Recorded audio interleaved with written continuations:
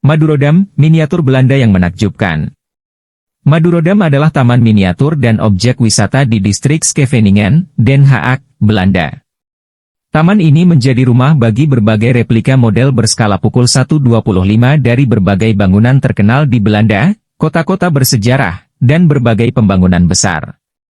Taman ini dibuka pada tahun 1952 dan sejak saat itu telah dikunjungi oleh puluhan juta pengunjung. Seluruh hasil bersih dari taman ini disumbangkan untuk berbagai badan amal di Belanda. Belanda adalah salah satu negara di Eropa yang memiliki banyak daya tarik wisata, mulai dari keindahan alam, budaya, sejarah, hingga arsitektur. Jika Anda ingin melihat semua hal menarik tentang Belanda dalam waktu singkat dan hemat biaya, ada satu tempat yang cocok untuk Anda, yaitu Madurodam.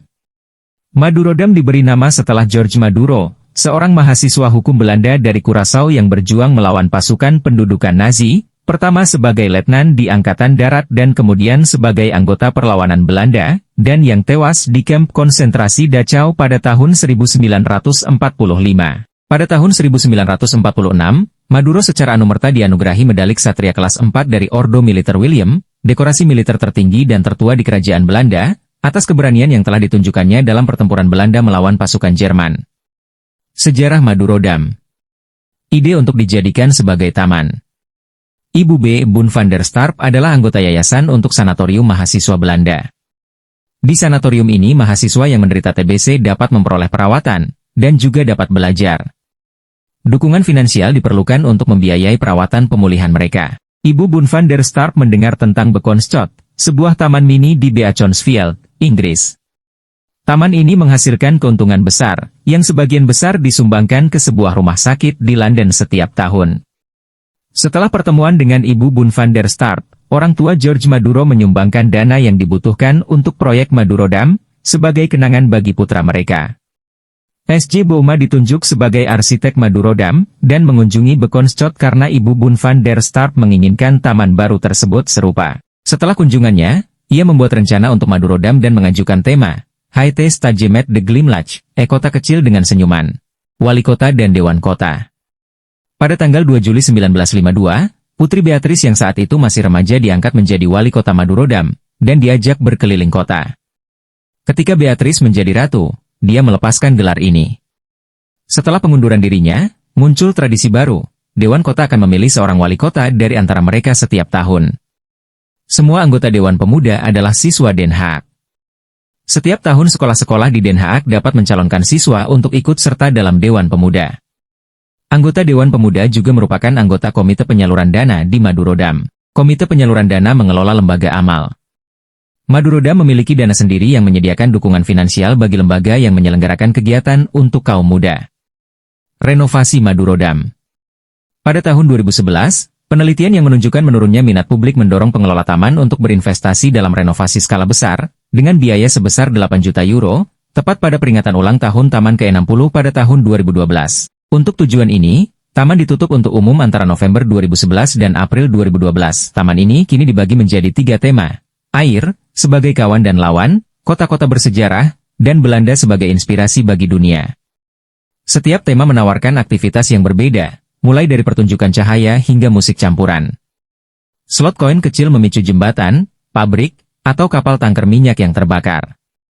Meskipun perbaikan estetika telah dilakukan, aspek informatif juga telah ditingkatkan. Stand televisi kecil menayangkan rekaman video singkat atau informasi mendalam. Pengunjung menerima kartu chip saat masuk, yang dapat digunakan untuk memicunya. Pada tanggal 7 April 2012, Madurodam kembali membuka pintunya untuk umum. Pembukaan resminya dilakukan pada tanggal 21 April 2012 dengan dihadiri oleh Ratu Beatrice. Madurodam sebagai taman. Pemodelan Madurodam. Setiap objek di Madurodam dibangun dengan skala 1:25.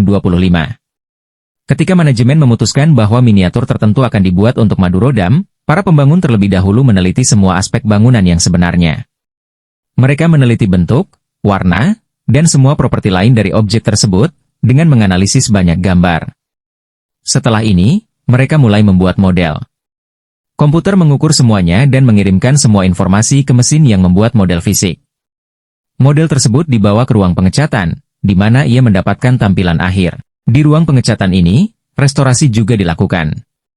Karena sebagian besar miniatur berada di luar ruangan, miniatur-miniatur tersebut memerlukan perbaikan cat secara teratur.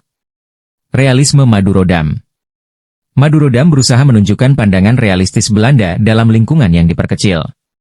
Segala sesuatu, termasuk flora dan dekorasi jalan, dimodelkan sesuai skala. Membuat pohon dalam skala kecil memakan waktu. Selain itu, ada banyak orang kecil di sekitar bangunan. Ini menunjukkan kehidupan nyata orang Belanda.